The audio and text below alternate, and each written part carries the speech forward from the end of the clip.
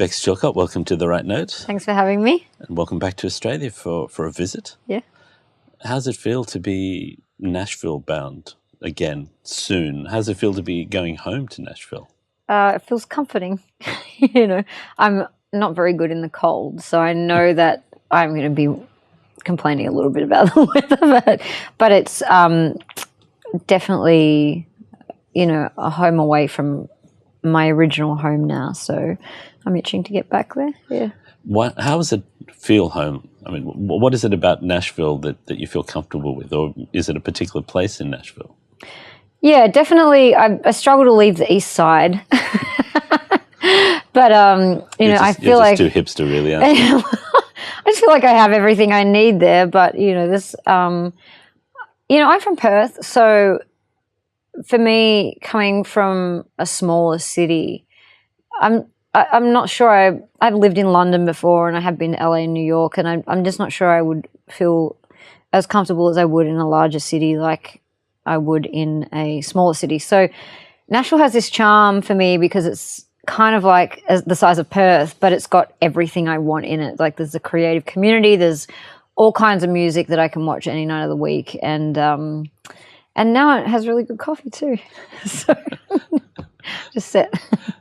You went there because if you're going to be an Americana artist, a American roots music artist, you really need to get out of Australia for a start, don't you?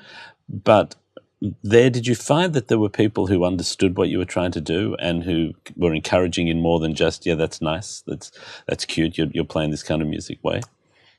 Oh, absolutely. I mean, I don't really take that's nice, that's cute for an answer to what I'm doing, So it's like I definitely would tend to seek out who my community is so that I can be surrounded by people that inspire me, basically. And that's what I did. I moved to Nashville, and there's a whole community over there that was playing roots music.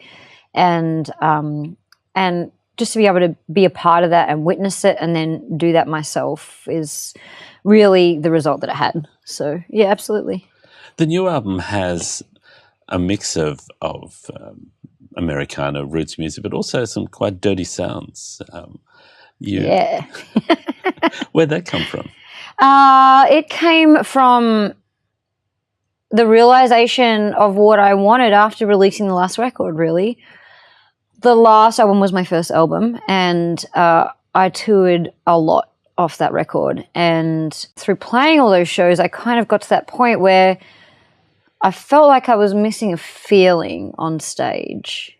And that feeling came through a sense of expression through either vulnerability or just heart out, giving it my all from a kind of punkier, rockier sense, And so I feel like the album has actually a balance of both of those things. It's got the stripped back song, which is quite stark, like I Am a Woman, which allows me to do that a cappella on stage, and then all the way to the other spectrum with songs like It's So Cruel and Believe in Heaven, which is just fuzzed out, If I could have 4 guitarists on stage, I would, So it really came from a live sense where I just wanted to express myself so that I was feeling something different inside.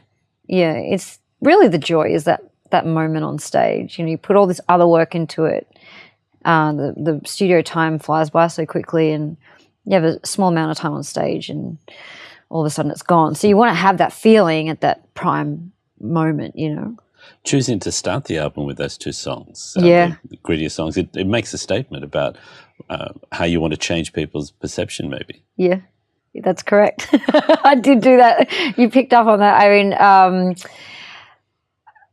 I also feel like they're 2 of my favorite songs off the record, and I like to start the record with 2 or 3 of my favorite songs I feel just make a statement in general, whether it be sonically, the direction that it's changed, or lyrically. So I feel like it was a combination of those reasons, but it's definitely doing that, yeah. And then you have the title track, which is quite a pop song in lots of ways. Yeah. That's another angle to take with you, which might surprise people. Yeah. Well, I'm hoping that this record does that because, you know, it's a lot more thought out and a lot more, it's really realized a vision for me this time, whereas I feel like the last album I was really learning a lot, and the last album I felt had a lot of pop sensibilities as well, and I've always been a sucker for a good hook. You know, it's just actually thinking about how I want to approach those hooks and put them in the songs and then have them, you know, how they sound, I guess, whether it be pop or rockier. And the 60s dream pop era is it's one of my favorite eras ever, you know, and it's so sunk in, you know, inside. So it was nice to have some of that, you know, layout. Did you take confidence in making those changes or pushing it out a little bit more from Bloodshot, showing interest and support for what you're doing? Now you're signed to Bloodshot Records? Yeah, they